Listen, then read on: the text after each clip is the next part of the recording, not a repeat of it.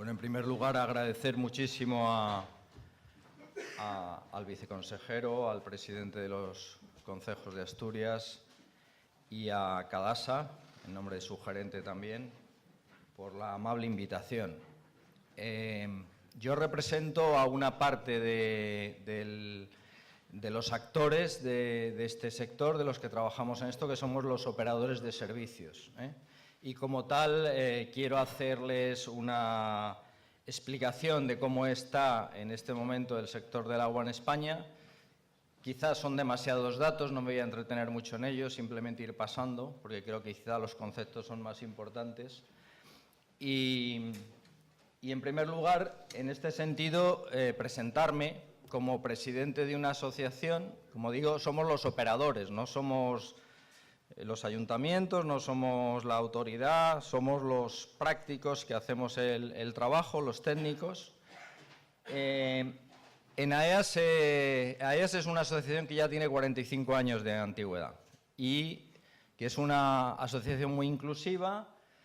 Básicamente es de operadores de servicio, de todos los tipos, públicos, privados, mixtos, pero también están asociados con nosotros confederaciones, agencias del agua, allá en aquellas comunidades autónomas donde las tienen, otras entidades locales, incluso expertos individuales. Bueno, a estos representamos. En este momento AEAS representa a operadores que manejan el 80% de la población española. Y además tenemos una representación, o llevamos la representación de los operadores españoles a nivel internacional, con la IGUA, con la EURO, que es nuestra Federación de Asociaciones Europeas, e incluso estamos en el comité de dirección de la Iniciativa por el Agua de la OCDE.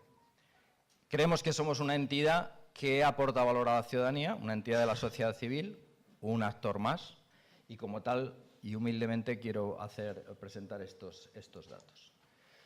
Algún recuerdo básico para que no nos olvidemos de ello. A ver, el agua es un bien básico, todos lo conocemos, y es un derecho humano al agua. Pero ese derecho humano al agua tiene algunas condiciones. Por ejemplo, no dice el derecho humano al agua que el agua tiene que ser gratuita, sino que dice que tiene que ser asequible. En España es un recurso escaso, en unos territorios más que en otros, y además en España, desde el siglo XIX, es de titularidad pública, el agua. No tiene ningún condicionante en su titularidad privada. El abastecimiento, además, tiene el mayor orden de preferencia por encima del regadío, de lo industrial, etc. Y es un servicio, como ya se ha dicho, de competencia municipal. Y esto no lo debemos de olvidar. Sin embargo, a pesar de ser de competencia municipal, existen modelos que podemos decir de excelencia por integración de los municipios, en forma de consorcios, en forma de mancomunidades, en forma de áreas metropolitanas, pero también incluso en forma de entidades privadas que de alguna manera agrupan a municipios que de otra manera no podrían hacerlo, incluso por razones de inconveniencia política, por así decir, pero que prestan un servicio integrado y que eso hace que sean más eficientes, más económicos. Y en general en España, de cara al ciudadano se aplican tarifas binómicas y progresivas, porque se atiende a favorecer un consumo racional. Bueno, estos datos son importantes, pero se sumaría otro a esos 7 puntos anteriores, que es la tremenda tecnificación, además multidisciplinar, que hoy tienen estos servicios. Esto, antiguamente pensábamos, el agua, bueno, viene por gravedad, se mete en un tubo, prácticamente llega. Bueno, hoy esto no es así. Hay una tecnificación muy potente, tanto en la parte de recursos como luego en la parte de distribución. Y, por supuesto, si nos metemos en la parte de depuración de aguas residuales, alcantarillado, pues el desarrollo tecnológico es impresionante y, además, como digo, muy diverso y muy disciplinar. Y eso hoy afecta mucho a la gestión y al tipo de actores que somos los operadores. Por primera vez en España, el estudio nacional que nosotros hacemos, el 15º, es en esta ocasión, cada 2 años hacemos un estudio, que realmente es una encuesta masiva de nuestros propios asociados. Por primera vez hemos preguntado respecto a la economía circular. Y lo que sabemos es que centramos los operadores o los servicios de agua en 3 puntos estos temas de economía circular. Por un lado, el ahorro y el aprovechamiento energético. He tachado aquellos que corresponden más a la parte de depuración, que también son importantes, pero no es el objeto de hoy. Y, sin embargo, vemos ahí que en ahorro y en aprovechamiento energético, pues el aprovechamiento a través de la clásica hidráulica, del aprovechamiento hidráulico, pues es importante. En la valoración de sus productos es mucho más importante en la depuración, pero no cabe duda que también hay que atender qué hacemos con los residuos como los lodos de potabilización. Y la reutilización de agua, que también es en general más asociado al saneamiento, a la depuración y a la regeneración posterior del agua, hay que tener en consideración esto en el agua que manejamos en la parte de potables.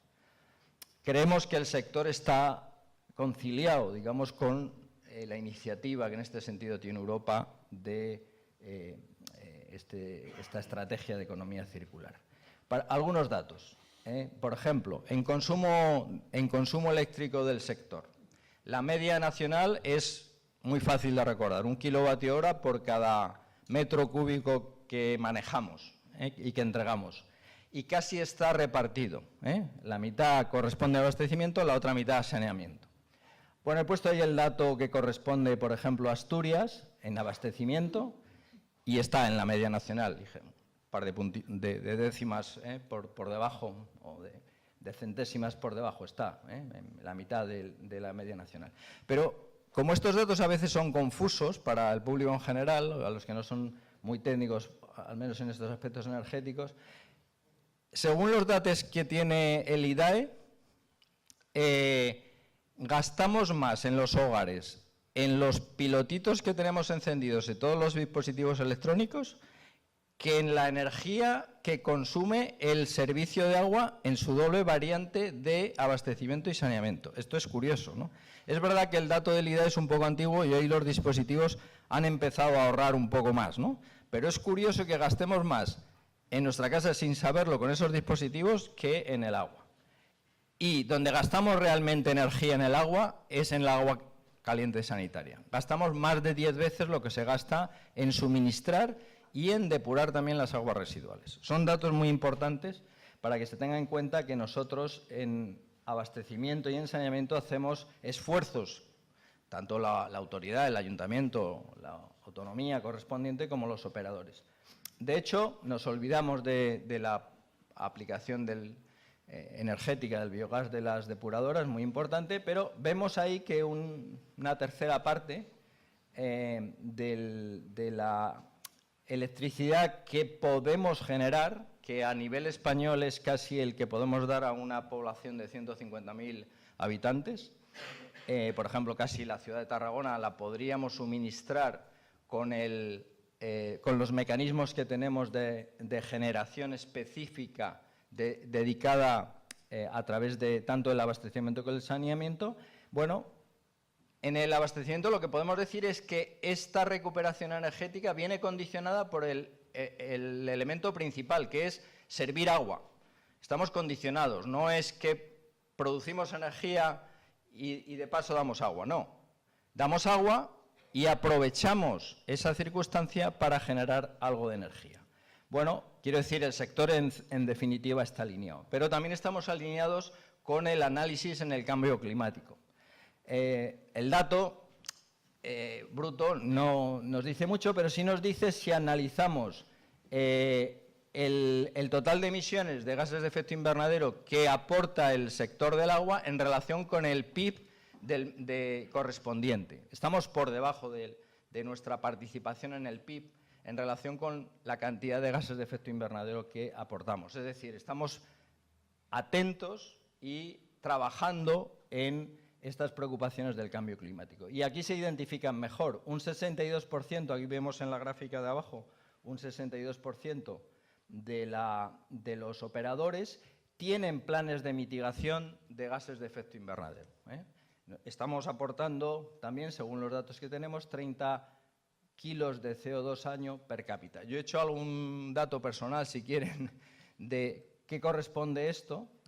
Y yo sé, por ejemplo, que yo ahorro con el start-stop de mi coche, viviendo en Madrid, que se para muchas veces, nos paramos muchas veces en los semáforos, pues 5 kilos al año, ¿no? Y en agua, sin embargo, la emisión que haría sería del orden de 30, para una referencia.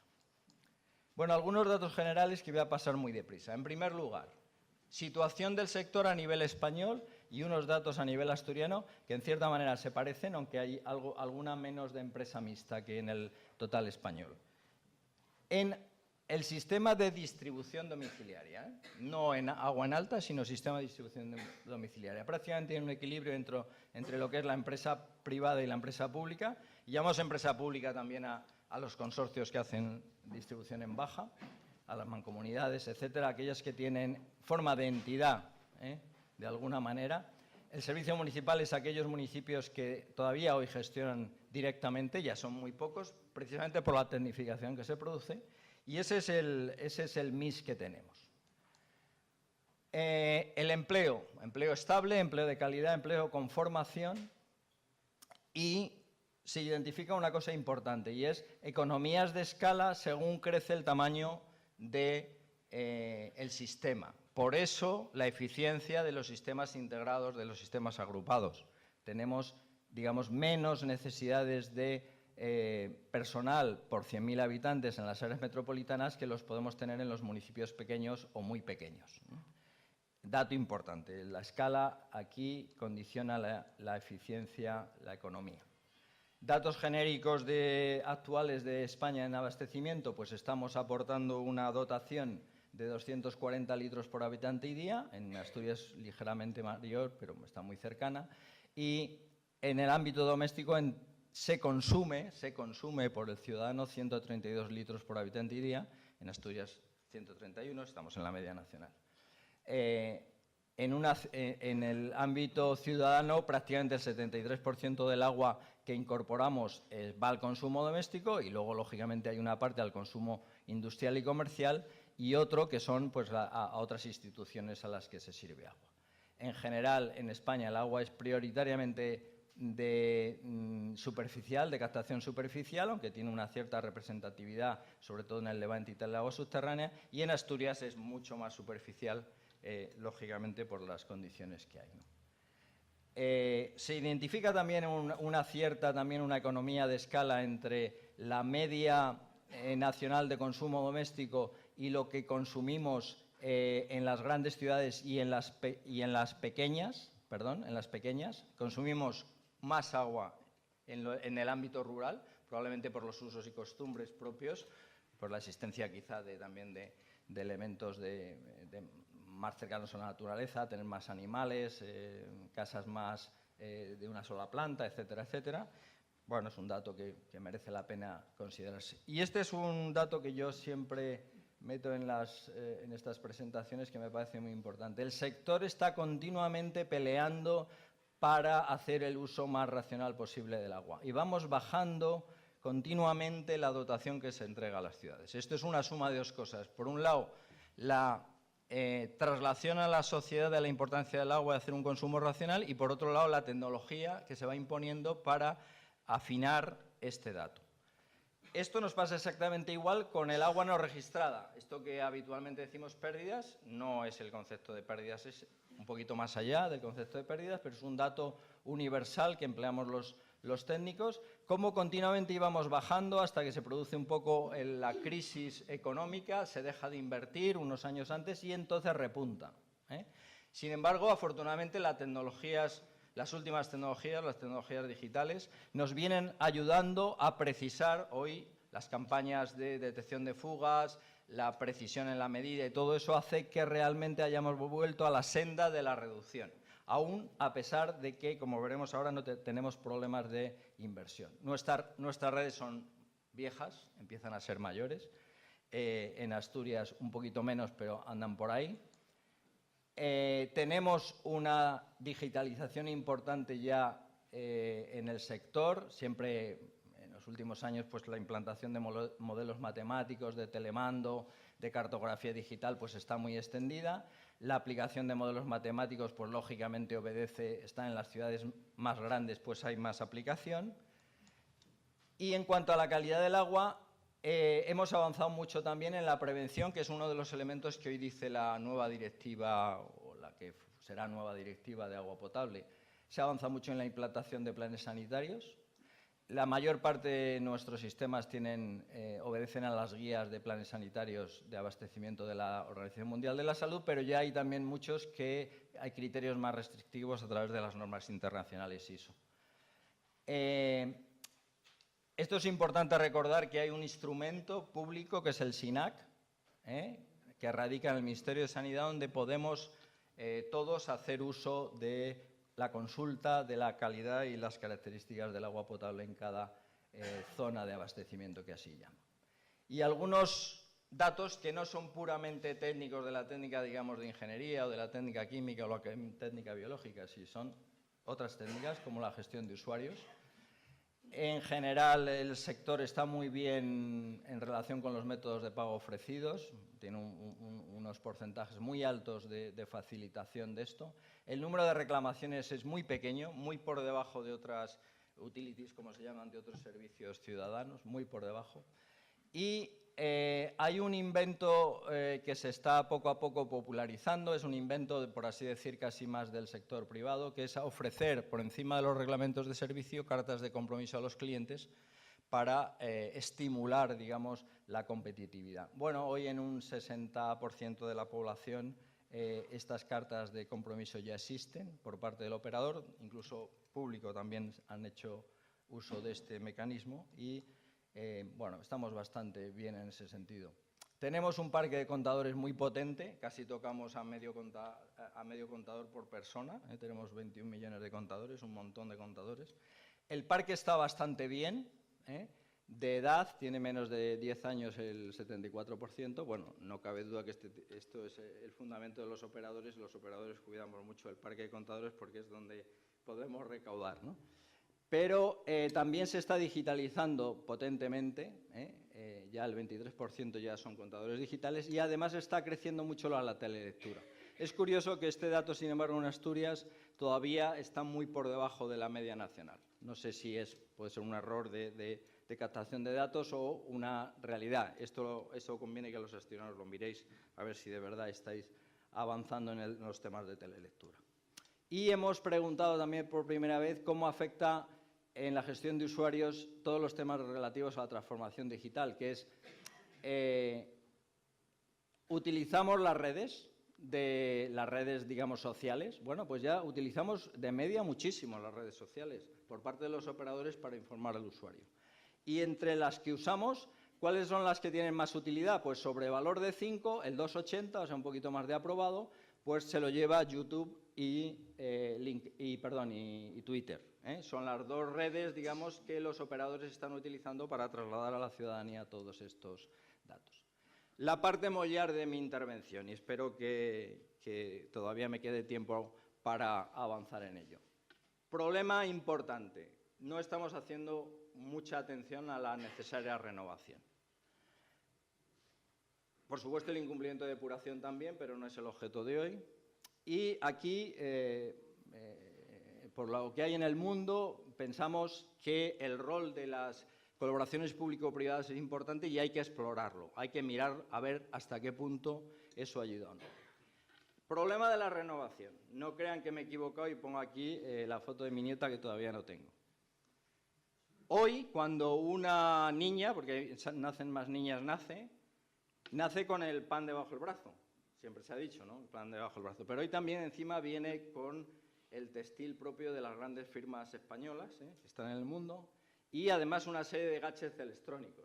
Hoy nacen los niños con gadgets electrónicos. O sea, lleva su reloj digital, su Fitbit futuro y tal. Pero fíjense en el centro, de por aquí. Voy a ampliarlo. Nace con esto, el derecho humano al agua. El derecho humano al agua. Esto es importante. Pero esto en un país desarrollado, en un país como nosotros, en un territorio como este, no es nada. Sería vacío decir nace con el derecho humano al agua. No. Esto es unos activos que tenemos, que heredamos, que nacemos como con el pan, que vienen de nuestras generaciones anteriores, que nosotros los estamos empezando a valorar. El primer dato que tenía y sigo utilizando hasta que precisemos es nacemos con 2.500 euros de activos en infraestructura existente. ¿Y esto quién nos lo da? La generación anterior. Y nos lo da de otra manera, con un cartapacio ahí de papeles, mientras que esta niña, cuando crezca, entregará su tarjeta de memoria electrónica. Pero nacemos con 2.500 euros per cápita. Ya he puesto más de, porque ya los últimos datos que tenemos, estamos finalizando un estudio, nos dicen que es más de. Si yo hoy pregunto aquí a muchos de los técnicos que aquí, podríamos llegar a un acuerdo de que ese activo que tenemos, por lo menos deberíamos de renovarlo cada 50 años. Estoy seguro que incluso algunos me dirán, no, hombre, eso es mucho incluso, ¿no? Bueno, dejemos 50. Y además los operadores, como los mecánicos con los coches, estamos trabajando continuamente para mejorar las cosas y creemos que incluso podemos llegar a los 60 años, gracias al trabajo que se está haciendo. Es más, la transformación digital nos ayuda y podemos decir que llegamos a los 62,5 años. ¿Por qué digo 62,5? Porque me es muy fácil dividir los 2.500 entre 62,5 y me da 40 euros per cápita, lo que tendríamos que poner de renovación para cada año para ir renovando al ciclo este de 62 años de renovación completa de la infraestructura. Eso supone 1.900 millones de euros cada año a nivel nacional. ¿Cuánto estamos poniendo? Esto de aquí. Esos 40 euros estamos poniendo 12, dividan, 12 solo en renovación. En general se pone por los operadores. Pero a esto hay que sumarle otra cosa, que es la obra nueva. Obra que viene condicionada por la resiliencia, una mayor seguridad, mayor calidad, etcétera, etcétera. Y eso está estructurado en los planes de medidas de los planes hidrológicos de Cuenca. Y a nivel nacional tendríamos esta foto. El volumen de esto y este volumen prácticamente es el mismo, y voy a intentar simplificarlo aquí. Aquí, en la obra nueva, nuestra administración pública, a través de impuestos, está poniendo más cantidad incluso que los operadores. Pero es verdad que hoy, en la tarifa, los operadores están poniendo la misma cantidad de inversión, es verdad que una parte en renovación, otra en obra nueva, que pone la administración pública. Es decir, estamos pagando en la tarifa una parte de esa inversión, pero hay otra parte que no la pagamos por tarifa, la pagamos por impuesto. Bueno, tenemos un déficit, esos rojos que había allí, tenemos un déficit, y esos déficits en renovación 28 euros y en obra nueva 32. Total 60 euros de déficit. Bueno, en el per cápita, es decir, dividiendo el total por el número de habitantes que somos, la contribución media a la tarifa sería 162.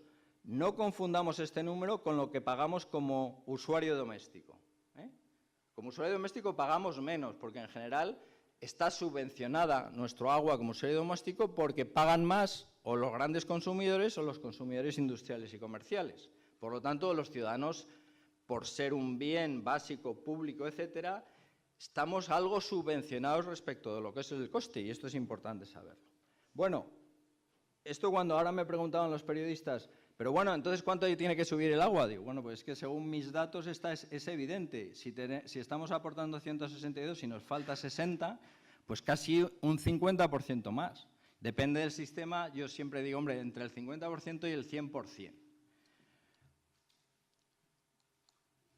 ¿Qué problema tenemos hoy, además del déficit? Es que no llegamos a cubrir los costes. Esto lo dice la Directiva Marco del Agua. No cubrimos los costes, básicamente porque estamos haciendo las inversiones. Y tenemos que hacerlo. Y esto exige una traslación a la sociedad. Necesita que la sociedad se comprenda, que se acepte. Si no, pues no alcanzaremos estos niveles de cobertura necesarios. Fijaros que el dato básico en España hoy es que el agua, el metro cúbico en todos los servicios, vale 1,84, en abastecimiento 1,04. Y aquí tenéis el dato de, no sé por qué esto se ha deformado, no es menos, es subrayado. En Asturias estáis muy por debajo. Tenéis un buen sistema, se ve, el consorcio seguro que ayuda mucho a que este coste baje. Pero cuando vemos estos números de cómo está repartido el abastecimiento y el saneamiento, nos encontramos que en Europa están invertidos. Es al revés, o sea, más bien el 60% es en saneamiento y el 40% en abastecimiento. Es más caro el saneamiento en toda Europa y, sin embargo, nosotros no lo tenemos así todavía.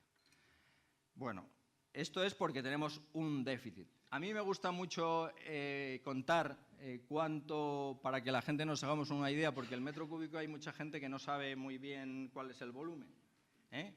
Cuando le dices 1000 litros, incluso 1000 le parecen muchísimos y no sabe muy bien qué es el dato. Yo digo, cuando cogemos un céntimo, que es la menor moneda, que seguro que si la vemos, si nos la encontramos tirada en la calle, casi ni nos agachamos a recogerla, con un céntimo en abastecimiento hoy, de media en España, aquí todavía mucho más, estamos entregando 10 litros en casa con calidad de aptitud para el consumo. Bueno, es un dato importante para que ver lo poco que gastamos en agua. Otro dato aquí, que aquí a mí, que no soy fumador, me resulta curioso. Es decir, gastamos en agua por persona, según el dato del INE, que es coherente con el nuestro, 104 euros, ya lo he dicho anteriormente, y estamos gastando 137 en tabaco, y hay muchísimos de nosotros que no consumimos, no tenemos ese hábito.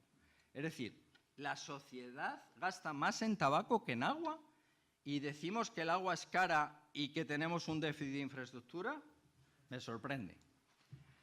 Nosotros, como asociación de operadores, estamos reclamando que haya una regulación global, general.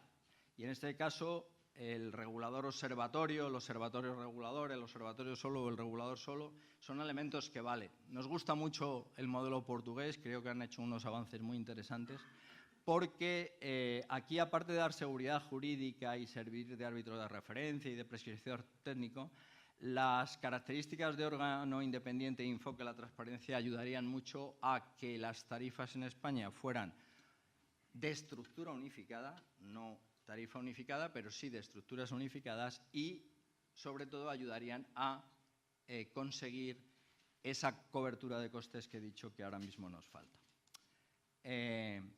A nivel europeo nosotros estamos así, estamos en cola, y estamos a nivel mundial, pues estamos en los países desarrollados en cola de los países desarrollados.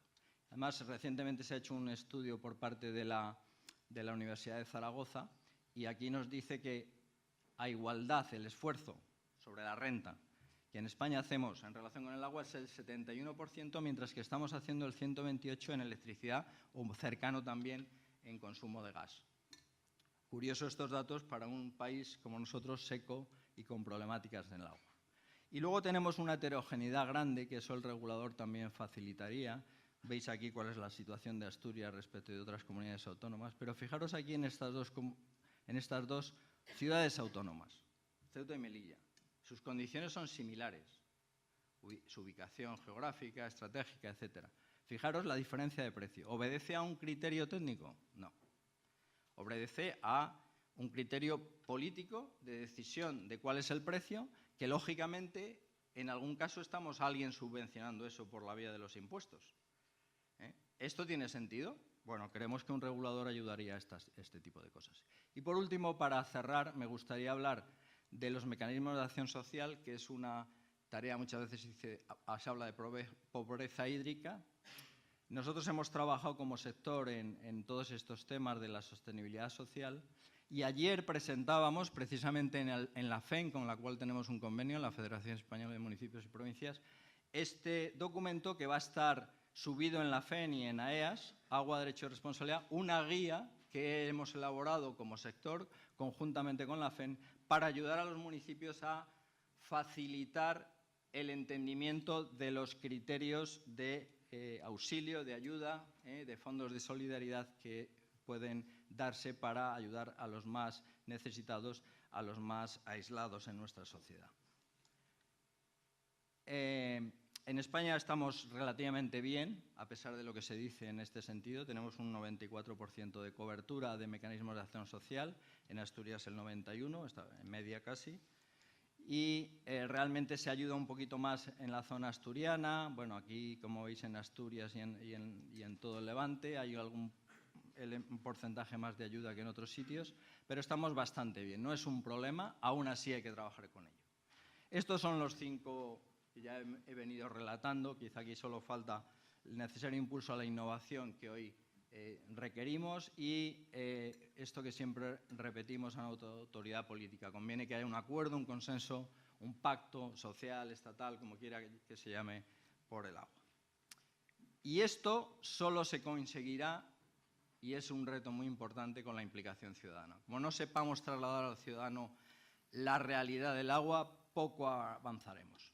Y si me dejas un minuto, sí insistir en una cosa que estamos no solo preocupados, ya no preocupados, sino ocupados desde el punto de vista sectorial y que se ha hablado aquí y que es importante. Nueva directiva de agua potable que está en este momento trabajándose en Europa. Las exigencias iniciales de la Comisión eran muy ambiciosas. Creemos que se ha hecho una magnífica labor en el Parlamento Europeo, también en el Consejo de Europa. Creemos que no va a salir esta directiva en este ciclo, hasta después de elecciones y hasta que se configure otra vez la Unión Europea. Creemos que no va a salir esa directiva, pero será una directiva que apuntará en el sentido de que hemos hablado. Prevención, control de riesgos previos, y una mayor exigencia, lo ha dicho muy bien el viceconsejero, en relación con todos los sistemas, no solo los sistemas líderes, los sistemas grandes, sino todos los sistemas de abastecimiento de agua. Eso será un reto para las pequeñas, para los pequeños unidades y sistemas. Y con esto, pues creo que he cumplido, no sé si con el tiempo, muchas gracias.